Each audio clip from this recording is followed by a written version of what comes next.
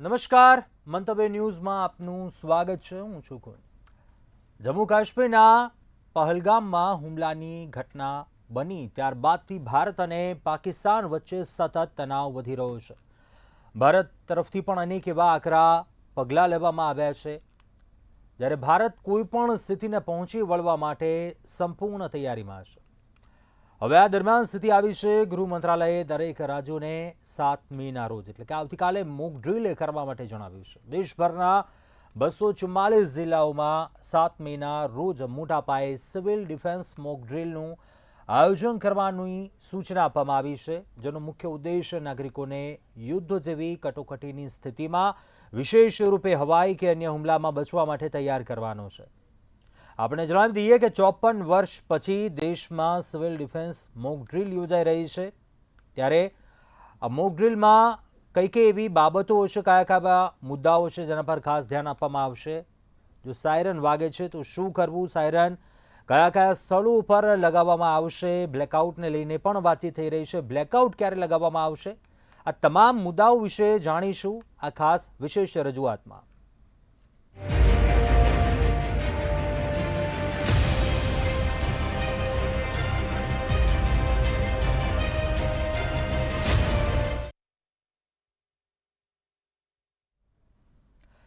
તો હાલમાં ભારત અને પાકિસ્તાન વચ્ચે તણાવ ચાલી રહ્યો છે અને કહી શકીએ કે ભારત આ તમામ જે સ્થિતિ થાય યુદ્ધની કદાચ તો તમામ પરિસ્થિતિઓને પહોંચી વળવા માટે તૈયાર છે. તેની પહેલાં જ આ પ્રકારના પગલાં લેવામાં આવી રહ્યા છે. મોક ડ્રીલનું ખાસ આયોજન 7 મેના રોજ આદેશ આપવામાં આવ્યો છે. 244 જગ્યા પર આ મોક ડ્રીલ છે તો યોજાશે. અનેક એવા સંવેદનશીલ જિલ્લાઓ છે તેનો પણ સમાવેશ કરવામાં આવ્યો છે. ઉલ્લેખનીય છે, આપણે જણાવી દઈએ, ગુજરાતના પણ અનેક જિલ્લાઓનો તેમાં સમાવેશ થઈ રહ્યો છે. હવે આ મોક ડ્રીલ દરમિયાન કયા એવા મુદ્દાઓ રહેશે, લોકો સાયરન વાગે છે તો કયા પ્રકારે તેનો સંકેત સમજવો, સાયરન કયા સ્થળ ઉપર લગાવવામાં આવશે, કદાચ જો બ્લેકઆઉટ થાય છે તો બ્લેકઆઉટ તેનો મતલબ શું, સરળ શબ્દોમાં ક્યાંક સમજવાનો પ્રયાસ કરીએ. આ પ્રકારની જ્યારે પરિસ્થિતિ સર્જાય છે તો શું એવા ખાસ પગલાં લેવા, તકેદારીના ભાગરૂપે ક્યાંક એવા પગલાં ઉઠાવવા, આ તમામ મુદ્દાઓ વિશે આપણે જાણીશું વિશેષજ્ઞો પાસેથી. આપણી સાથે રક્ષા વિશેષજ્ઞ લેફ્ટનન્ટ કર્નલ અમૃતલાલ મકવાણા આપણી સાથે જોડાયા છે. પૂર્વ પોલીસ અધિકારી છે સીપી દલાલ સર, તે પણ આપણી સાથે જોડાયા છે આ ચર્ચામાં. સર, આપ બંનેનું સ્વાગત છે આ ચર્ચામાં. સૌપ્રથમ લેફ્ટનન્ટ કર્નલ અમૃત સર, આપને પૂછવા માંગુ છું, 54 વર્ષ પછી આ સ્થિતિ આવી છે. સૌપ્રથમ તો કઈ રીતે જુઓ છો આ પરિસ્થિતિને? મોક ડ્રીલનું આ આયોજન 244 વિસ્તારોમાં મોક ડ્રીલ થઈ રહી છે, શું એવા ખાસ તમામ મુદ્દાઓ રહેશે જેને આવરી લેવામાં આવશે? સરળ શબ્દોમાં આપણે ઓડિયન્સને સમજાવવાનો પ્રયાસ કરીએ, શું કહેશો?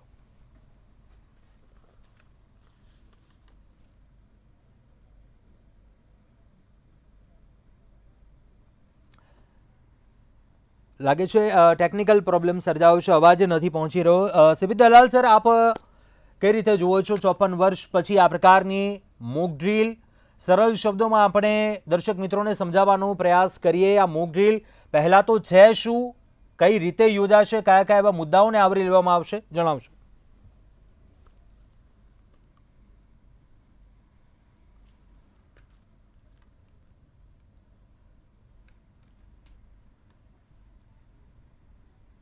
જી, આવી રહ્યો છે મારો અવાજ આપના સુધી?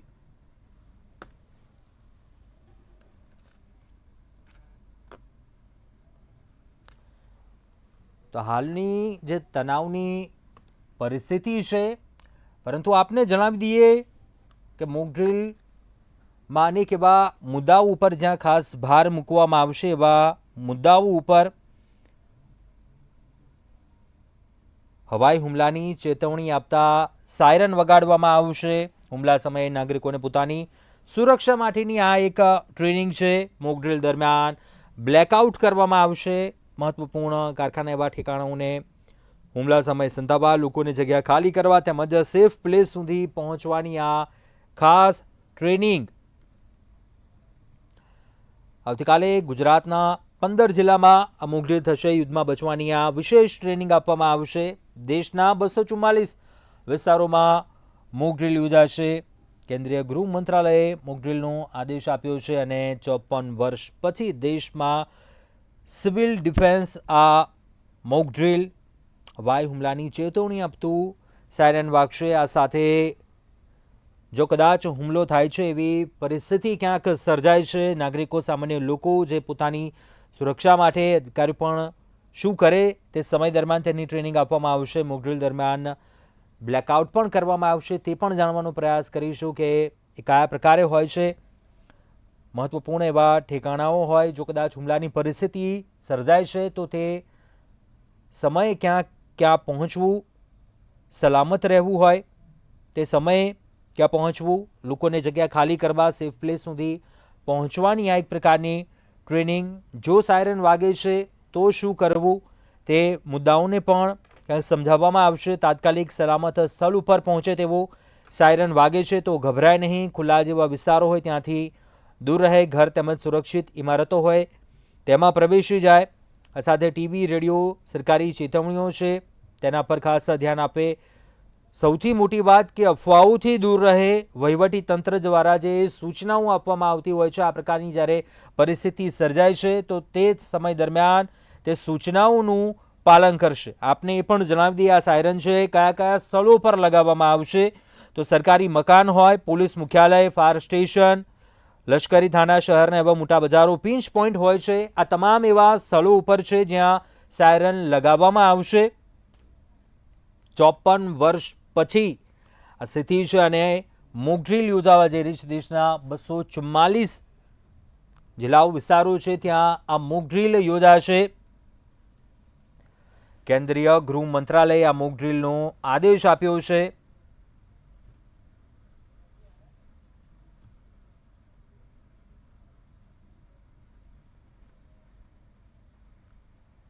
મોકડ્રીલની તૈયારીઓ છે તે પણ તડામાર થઈ રહી છે. બીજી તરફ મિટિંગોનો દોર છે તે પણ શરૂ થયો છે.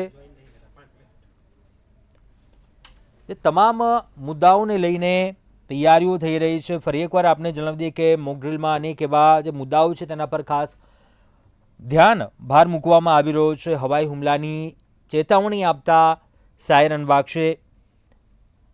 હુમલાનો જો કદાચ પરિસ્થિતિ સર્જાય છે તો તે સમય દરમિયાન નાગરિકો પોતાની સુરક્ષાને લઈને ટ્રેનિંગ છે વિશેષ તે આપવામાં આવશે. મોકડ્રીલ દરમિયાન બ્લેકઆઉટ થશે કે આ પ્રકારની પરિસ્થિતિ સર્જાય છે. બ્લેકઆઉટમાં પણ શું ખાસ ધ્યાન રાખવું તે પણ જાણીશું.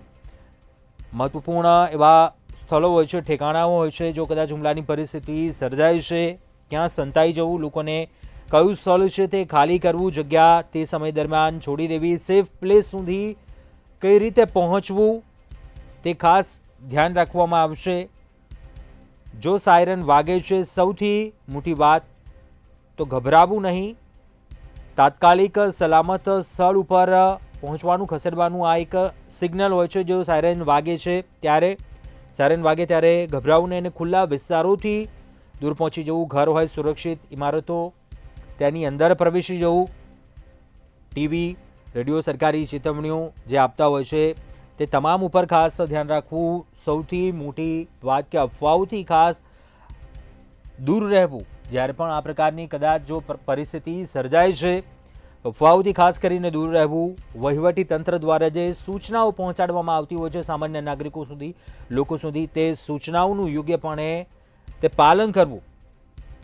આપને તે પણ જણાવી દઈએ કે સાયરન છે કયા કયા સ્થળો પર લગાવવામાં આવશે. સરકારી મકાન હોય, સરકારી ઇમારત હોય, પોલીસ મુખ્યાલય, ફાયર સ્ટેશન, લશ્કરી થાનાઓ, શહેરના મોટા બજારો, પિંચ પોઈન્ટ હોય, જે તમામ સ્થળો ઉપર છે આ સાયરન લગાવવામાં આવશે. હાલની પરિસ્થિતિ આપણે સૌ કોઈ જાણીએ છીએ, ભારત પાકિસ્તાન વચ્ચે તણાવ અને તે તણાવ સામે આવતીકાલે ડિફેન્સ મોકડ્રીલનું આ આયોજન.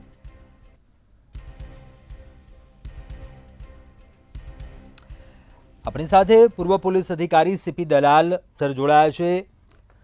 સર, હાલનો આ તણાવ છે તેને કઈ રીતે જોઈ રહ્યા છો ને મોકડ્રીલની તૈયારીઓ શું સામાન્ય આપણે ઓડિયન્સને સમજાવવાનો પ્રયાસ કરીએ મોક ડ્રીલ કયા કયા વાતો ઉપર મુદ્દા ઉપર ભાર મૂકવામાં આવી રહ્યો છે, કઈ રીતે આ યોજાશે મોક ડ્રીલ, તૈયારીઓ શું કહેશો? હવે આપે આજે જે આ પ્રશ્નને પ્રજા સમક્ષ મૂક્યો છે એ બહુ અગત્યનો મુદ્દો છે. અત્યારની પેઢીએ યુદ્ધની કોઈ પરિસ્થિતિ ભૂતકાળની જોઈ જ નથી. અમે 1971 આજથી બરાબર 54 વર્ષ પહેલા જયારે પાકિસ્તાન ભારત વચ્ચેની યુદ્ધ થયેલું ત્યારે અમે નવી નવી સર્વિસ જોઈન્ટ કરેલી અને તે સમયે જે પરિસ્થિતિ ઊભી થયેલી ત્યારે સમગ્ર દેશની અંદર અને ખાસ કરીને ગુજરાત જે બોર્ડર સ્ટેટ છે પાકિસ્તાનની નજીકનો કચ્છ અને આપણું આખું ગુજરાત જે બોર્ડર સ્ટેટ છે દરિયાઈ માર્ગે અને બધી રીતે જોડાયેલ છે, ત્યાં વધારે સાવચેતીના પગલાની જરૂર રહે છે. જે સરકારનું આયોજન છે કે મોક ડ્રીલથી લોકોની અવેરનેસ કરવાનો મૂળ પ્રયત્ન છે. જો મોક ડ્રીલનો જે હેતુ છે એ એવો છે કે પહેલી વાત તો લોકોએ સાયરન વાગશે, જે દરેક મોટા શહેરના અગત્યની સ્થળો, પોલીસ હેડક્વાર્ટર છે, મોટી બજારો છે, ફાયર સ્ટેશનો છે, ત્યાં સાયરનોની ગોઠવણી કરવામાં આવશે. અને જ્યારે કોઈ આપાત સ્થિતિ શરૂ થાય, ધારો કે એક દાખલો આપું કે રાજકોટની આજુબાજુમાં ક્યાંય એટેક થવાની શક્યતા છે, હવાઈ હુમલો થવાની શક્યતા છે, ત્યારે સાયરન વાગે તો પ્રજાએ પહેલી તો પોતાએ ગભરાવાની જરૂર નથી, નંબર 1. અને હાલના સોશિયલ મીડિયાના જમાનામાં જયારે આજથી 54 વર્ષ પહેલા આ પરિસ્થિતિ ઊભી થયેલી ત્યારે કઈ આવા કેમેરા કે ફોટોગ્રાફી કે મોબાઈલો હતા જ નહીં, એટલે એ કોઈ પ્રશ્ન નહોતો. પણ હવે એનું પણ એક ધ્યાન રાખવાનું રહેશે કે લોકોએ ગભરાયા વગર જેવું સાયરન વાગે ત્યારે જો પોતે બહાર ખુલ્લામાં કોઈ પણ જગ્યાએ હોય તો એને તાત્કાલિક કોઈ બંધ જગ્યાની અંદર આશરો લઈ લેવાનો છે.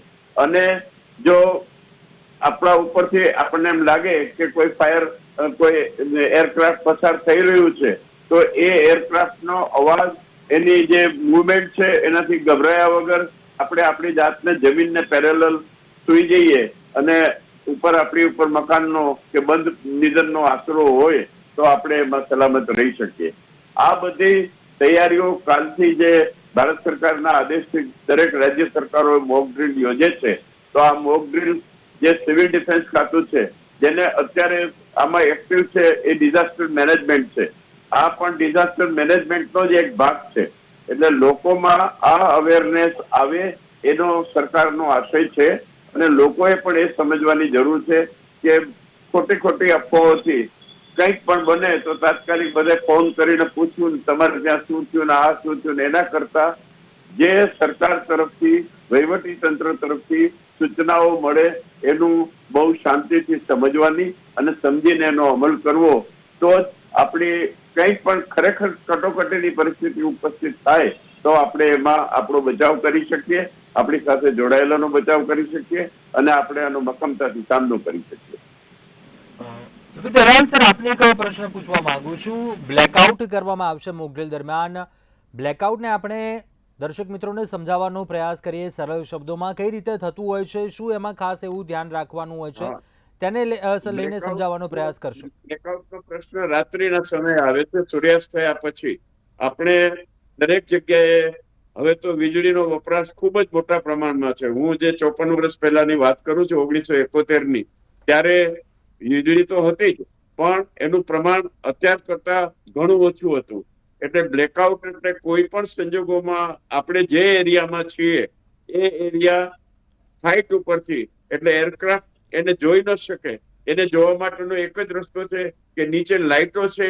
આપણે અત્યારે હવાઈ મુસાફરી કરીએ છીએ ત્યારે આપણે પ્લેનમાંથી જોઈએ તો આપણને ખ્યાલ આવે કે આ કોઈ લાઇટના આધારે જ આપણે જાણીએ છીએ કે આ કોઈ એરિયા, આપણે વસ્તીવાળા એરિયામાંથી પસાર થઈએ છીએ.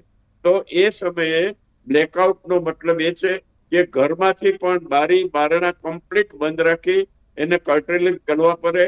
તમે ઘરની અંદર પણ હવે વીજળી તો બધાના ઘરમાં છે જ, પણ બને એટલો ઓછામાં ઓછો પ્રકાશનો ઉપયોગ થાય એ રીતે પોતાના ઘરની અંદર પ્રકાશનો ઉપયોગ કરવાનો અને પ્રકાશનું એક પણ કિરણ બહાર ન જાય એ ખાસ તકેદારી રાખવાની જરૂર છે. હવે અત્યારે એક મોટો પ્રશ્ન એ બનશે કે વાહન વ્યવહાર પણ એટલો જ વધેલો છે. એટલે રોડ ઉપર આવી કટોકટીની પરિસ્થિતિની અંદર જ્યારે વાહનો ચાલતા હશે ત્યારે બટ નેચરલ છે કે વાહનોની હેડલાઇટ ચાલુ જ રહેવાની. હેડલાઇટનો પ્રકાશ એટલો બધો ઊંચો હોય છે કે જે તરત જ એને ટાર્ગેટને ખબર પડી જાય કે અહીંયા આ છે. તો મારું એક સૂચન એવું છે કે આવું કોઈ પણ પરિસ્થિતિ બને તો વાહન વ્યવહાર વાળાને જ્યારે ખ્યાલ આવે કે કઈ સૂચના મળે તો એને પોતાની સલામત જગ્યાએ વાહન પાર્ક કરી અને ટોટલી લાઇટો ગાડીની હેડલાઇટ બંધ કરી દેવી જોઈએ. અને જ્યાં સુધી પાછું સબ સલામતનું સાયરન ન મળે ત્યાં સુધી એમણે એનો બરાબર અમલ કરવો જોઈએ. એટલે બ્લેકઆઉટ ની પરિસ્થિતિ એટલે બ્લેક એટલે કાળું ને આઉટ એટલે ટોટલી પ્રકાશનો ક્યાંય ફેલાવો ન થવો જોઈએ. આનું મેઇન આશય એ છે. અને ન કરવાનું પાછળ એ છે કે હવામાં રહેલ જે કોઈ ટાર્ગેટને શોધે છે, કોઈ એરક્રાફ્ટ શોધે છે, કોઈને એ હુમલો કરવાની ગણતરી છે, જે એરક્રાફ્ટ પસાર થાય છે એને આપણે ટાર્ગેટ ન મળીએ એ બ્લેકઆઉટ પાછળનો આશય હોય છે. એટલે દરેક નાગરિકે પોતાના ઘરની અંદર જ્યારે સાયરન વાગે અને બ્લેકઆઉટનો આદેશ આવે ત્યારે તમામ બારી બારણા બંધ કરી દેવાના, પડદાઓ લગાડી દેવાના અને લાઇટ પણ ઓછામાં ઓછી ઘરમાં તમને જરૂરિયાત છે એટલી જ રાખો. તમે જ્યાં તમારું કામ સરળતાથી કરી શકો એવી જ લાઇટ રાખો. આવું એક લોકોએ પોતાની મનોવૃત્તિ કેળવવાની જરૂર છે. અને એ કેળવાઈ જાય તો આપણી સલામતીનું પ્રમાણ ઘણું સારી રીતે વધી શકે. તો બ્લેકઆઉટનો મેઇન મતલબ એ જ છે કે જ્યારે સૂર્યાસ્ત થાય અને અંધારું થાય પછી એ દીવાઓ પ્રકાશ કોઈ પણ સંજોગોમાં બહાર દેખાવો ન જોઈએ. અને એનો આપણે અમુક હાઈટથી તો બિલકુલ ન દેખાવો જોઈએ. એ રીતનો આપણે એનો ઉપયોગ કરવાનો છે. સર, સામાન્ય નાગરિકો સાયરન જ્યારે વાગે છે, કદાચ કેટલા સમય પહેલાં સાયરન વગાડવામાં આવતું હોય એ સંકેત કઈ રીતે સમજે? ખાસ કરીને જે આપણે પહેલાં જણાવ્યું, આવી લીધું સંવેદનશીલ વિસ્તારો હોય, સરહદી વિસ્તારો હોય એવા, પરંતુ કેટલા સમય પહેલાં સાયરન વાગે છે, કયા કયા સ્થળો ઉપર સાયરન લગાવવામાં આવ્યું છે, અને ખાસ કરીને કે કેટલા સમય બાદ એવું સેફ પ્લેસ ઉપર પહોંચી જવાનું હોય છે, એ સેફ પ્લેસ પણ કયા કયા હોય છે? હવે એમાં સાયરન માટેનું એવું છે કે એ વહીવટી તંત્રનો વિષય છે. જ્યારે કાલે જે મોક ડ્રીલની આખા ભારતની અંદર રાજ્ય સરકારો કરવાની છે એની પાછળનો આશય એ જ છે કે હવે અત્યારનું ઇન્ફ્રાસ્ટ્રક્ચર કઈ રીતે સરકારે તૈયાર કર્યું છે એ આપણને ચોક્કસ માહિતી નથી. પણ સાયરન એટલે એટલા મોટા પ્રમાણની અંદર અવાજ આવશે કે નજીકના એરિયાની અંદર બધાને ખ્યાલ આવશે કે સાયરન વાગી ગયું. વાગવાનો મતલબ એક જ છે કે કંઈક પણ પ્રકારનો હવાઈ પ્રકારનો હુમલો થવાની શક્યતા છે. આ સાયરનનો મૂળ મતલબ આ છે. તો એ મતલબના આધારે આપણે જાગૃત થઈ જવાનું છે કે આકાશમાંથી કોઈ પણ એરક્રાફ્ટ કંઈ પણ હુમલો કરે તો આપણા બચાવ માટે જો તમે ખુલ્લામાં હો તો ખુલ્લાની અંદર આપણી સલામતી ઓછી છે. તો કોઈ પણ બંધ જગ્યાની અંદર જતું રહેવાનું છે અને ત્યાં પોતાની જાતને સલામત સ્થળે રાખી અને એનો આપણે બચાવ કરવાનો છે. એટલે સાયરન વાગે અને સાયરન જ્યારે વહીવટી તંત્રને ખ્યાલ આવશે કે હવે જોખમનું પ્રમાણ નથી અથવા જતું રહ્યું છે તો પાછું સબ સલામતનું પણ સાયરન વાગે છે. એનો સાયરનના ટોન પણ હોય છે કે એલર્ટનેસનું સાયરન કેવું આવે, સબ સલામતનું સાયરન કેવું આવે, કેટલો સમય વાગે, આ બધી ગાઈડલાઈનો સિવિલ ડિફેન્સમાં નક્કી થયેલી છે. હવે આ અત્યારની પેઢી માટે આ બધી નવી વસ્તુ છે. ઇવન અમારી ઉંમરના માણસોને જેને આ બધું ભૂતકાળમાં જોયું છે એને માટે પણ આ અનુભવ હવે નવેસરથી મેળવવાનો છે. એટલે વહીવટી તંત્ર તરફથી આ જે કંઈ કાર્યવાહી થાય એમાં આપણે બહુ સજાગતાથી સહકાર આપવાનો છે. અને સૌથી અગત્યનું રિપીટ કરીને કહું છું, ક્યાંય ગભરાવાની જરૂર નથી. પ્લેનનો અવાજ સાંભળ્યો એટલે માનવાની ક્યાંય જરૂર નથી કે આપણા ઉપર બોમ્બાર્ડિંગ થઈ ગયું છે. એવું કોઈ માનવાની જરૂર નથી. કોઈ એમાં હેવક કરવાની જરૂર નથી. ખોટા ખોટા મોબાઈલ ચાલુ કરીને એકબીજાને તમારે ત્યાં શું થયું, ત્યાં શું થયું, એ બધુંયથી આપણે દૂર રહેવું જોઈએ. અને આપણો મેઇન આશય એ છે કે દુશ્મન દેશના ઉપર જે આપણે કાર્યવાહી કરવાની ભારત સરકારની તૈયારી છે એમાં સામે એ પણ કઈ હાથ જોડીને બેસી નથી રહેવાના. તો કંઈક પણ એમના તરફથી જે કંઈ એક્શન નું રિએક્શન આવે તો એ રિએક્શનનો આપણે સામનો કરવાનો છે.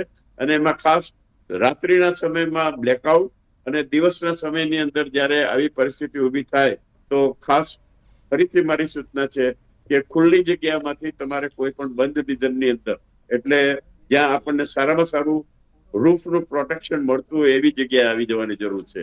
આમાં ઊંધી વાત છે, આપણે અર્થક્વેક થાય ત્યારે આપણે મોટા મકાનોમાંથી દોડીને ખુલ્લામાં જવાનું છે, કારણ કે આપણને મકાનોમાં દબાઈ ન જઈએ. આમાં બોમ્બાર્ડિંગ થાય કે જે કંઈ થાય એ ખુલ્લી જગ્યામાં કે વસ્તી ઉપર થવાનું છે, પણ ત્યાં તમને સલામતીની પ્રમાણ ખુલ્લી જગ્યા કરતા બંધ જગ્યામાં વધારે હોય.